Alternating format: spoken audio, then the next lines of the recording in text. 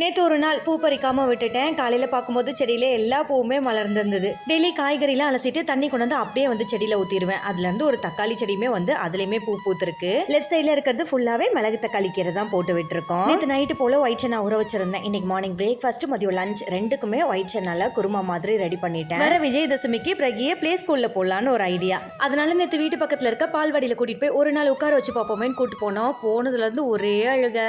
First time school போகும்போது லாக்டவுனா போயிடுச்சு. அதனால எல்கேஜி யூகேஜி ரெண்டுமே ஆன்லைன் கிளாஸ் தான். ஃபர்ஸ்ட் ஸ்டாண்டர்ட் தான் டைரக்டா ஸ்கூலுக்கு போனா.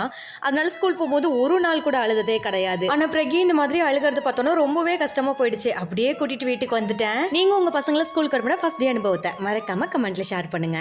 மதியம் லஞ்சுக்கு சென்னா குருமாவோட வெண்டைக்கால பச்சடியுமே பேக் பண்ணியிருந்தேன். ஸ்நாக்ஸ் பார்த்தீங்கன்னா பாசிப்பருப்பு லட்டு.